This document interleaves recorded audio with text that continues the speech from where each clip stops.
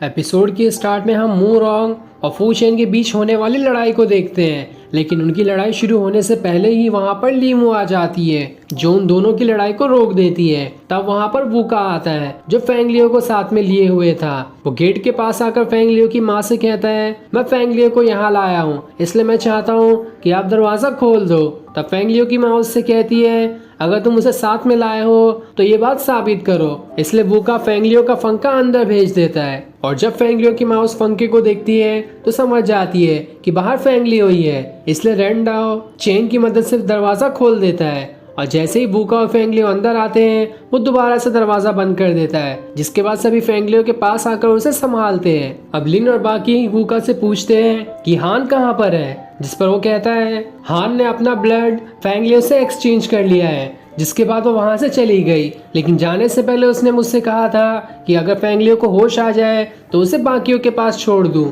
इसलिए मैं फेंगलियो को यहाँ लेकर आया हूँ। लेकिन मैं नहीं जानता कि हान कहाँ पर है। उसे मैंने बहुत ही ज्यादा कमजोर देखा था, वो जिंदा भी है या फिर नहीं इसके बारे में मैं कुछ नहीं कह सकता। तब फेंगलियो की माँ उससे कहती है, तुम फेंगलियो को यहाँ पर लेकर आए इसका तुम्हारा बहुत बहुत शुक्रिया। जिस पर वूका कहता है, आप मुझे शुक्रिया मत कहो, अभी जैसी सिचुएशन चल रही है मुझे नहीं लगता कि हमारा आपस में लड़ाई करना ठीक होगा, इसलिए मैं चाहता हूँ कि आप ही कोई फैसला करें। तब फेंगलियो की माँ उससे कहती है, हम एंसेस्ट्रियल सिस्टम के हिसाब से ही चलेंगे और उस ड्रैगन मैप की रक्षा करेंगे जिसे हमारी फैमिली हजारों साल से करते हुए आई है। जिस पर वूका कहता है, हम हमारे टूम रूल को फॉलो करते हैं, इसलिए जैसा आपको ठीक लगे आप वैसा कर सकते हो। जिसके बाद वो शिक्यू से कहता है, क्या तुमने काइकी को कहीं देखा है, क्या वो यहाँ पर है? जिस पर शिक्यू कहता है, मैंने काइकी को नहीं देखा, मुझे नहीं मालूम कि वो कहाँ पर है। इसलिए वूका वहां से चला जाता है। अब वूका फू चेन के पास आकर कहता है, मैंने शिक्यू से बात की है,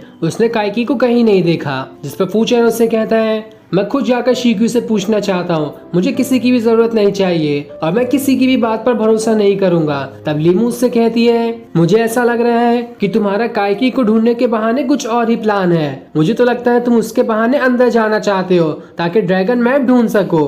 तब फू चेन उससे कहता है, मुझे काइकी भी चाहिए और ड्रैगन मैप भी चाहिए, क्योंकि मुझे मेरे एम्पायर से ऑर्डर मिला है कि इस पूरे गार्डन को बर्बाद करने के बाद ड्रैगन मैप मैं उन्हें दे दूं। अगर इसके लिए हमें किससे भी लड़ना होगा तो मैं और मेरे पूरे सिपाही तैयार हैं। जिसके बाद सारे सिपाही अपने वेपन उठाकर यस बोलते हैं। तब मू रॉन्ग फू चेन से कहता है, ड्रैगन मैप तो बस एक साधारण मैप है जिसमें पूरे घोस्ट टाउन के हर एक सीक्रेट जगह के बारे में लिखा है ताकि कोई भी उस घोस्ट टाउन को बर्बाद ना कर सके। हम टॉम गार्डन भी ड्रैगन मैप इसीलिए हासिल करना चाहते हैं ताकि तुम उस मैप की मदद से घोस्ट कैपिटल की रक्षा कर सको। इसलिए मैं चाहता हूँ हम दोनों को झगड़ा खत्म करके साथ में हो जाना चाहिए ताकि दोनों मिलकर उन टॉम अटैकिंग ग्रुप से ड्रैगन मैप हासिल कर सके।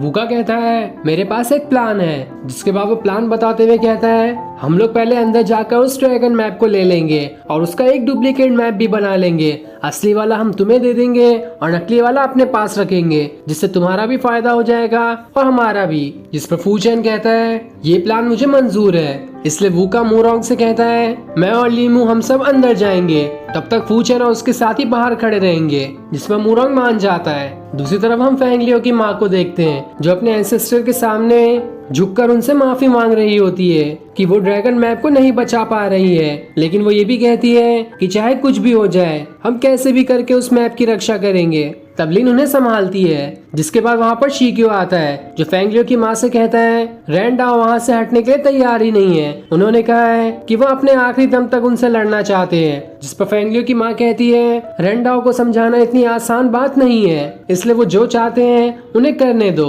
इधर हम लीमू को देखते हैं जो उस गेट के पत्थर को तोड़कर अंदर आ जाती है। जिसके बाद वो अपने स्वॉर्ड की मदद से रेंडाओ पर अटैक करने आती है। रेंडाओ भी अपनी पावर्स को एक्टिवेट करने लगता है। जिसके बाद वो लीमू पर अटैक करके उसे दूर फेंक देता है। तब वहाँ पर वूका आता है और फिर वो दोनों रेंडाओ को समझाने लगते हैं कि आप हमें अच्छे से मैप दे दो, वरना आपके लिए अच्छा नहीं होगा, क्योंकि आप दोनों हमारी स्किल्स के बारे में जानते ही हो। जिस पर रेंडाओ हंसते हुए कहता है, ये तो अच्छी बात है कि मुझे तुम जैसे पावरफुल इंसानों से लड़ने का मौका मिलेगा। जो सुनकर लीमू गुस्सा हो जाती है और फिर अपने पावर्स को एक्टिवेट करते हुए रेंडाओ से लड़ने चली जाती है, जहाँ रेंडा और उसके बीच में काफी जबरदस्त फाइट होने लगती है। दोनों भी जल्दी एक दूसरे को नहीं हरा पाते और इनकी लड़ाई देखते ही देखते काफी ज्यादा भयानक हो जाती है, जहाँ दोनों भी अपनी पूरी पावर्स का इस्तेमाल कर रहे होते हैं। रेंडाओ तो अपनी एनर्जी की मदद से वहाँ पर शील्ड भी बना लेता है, लेकिन तब भी लीमू उसके सामने ज्यादा पावरफुल थी। वो अपने वाइस वेपन को एक्टिवेट करने लगती है और उससे एक जोरदार अटैक रेंडाओ के ऊपर कर देती है, जिस वजह से वो वेपन उसके सर के अंदर ही चला जाता है और उस वेपन की वजह से रेंडाओ वहीं पर बेहोश हो जाता है। तब लीमू अपनी स्वॉर्ड निकाल कर रेंडाओ को मारने जाती है, लेकिन वोगा उसे रोक कर कहता है हम यहाँ पर सिर्फ मैप लेने आए हैं, ना कि किसी को मारने के लिए। तब लीमू रेंडाओ को एक गोली खिला देती है, जिसकी वजह से वो 2 घंटे तक बेहोश रहेंगे और अपनी किसी भी पावर्स का इस्तेमाल नहीं कर पाएंगे। जिसके बाद वो दोनों वहां से मैप लाने के लिए चले जाते हैं। दूसरी तरफ हम हान को देखते हैं,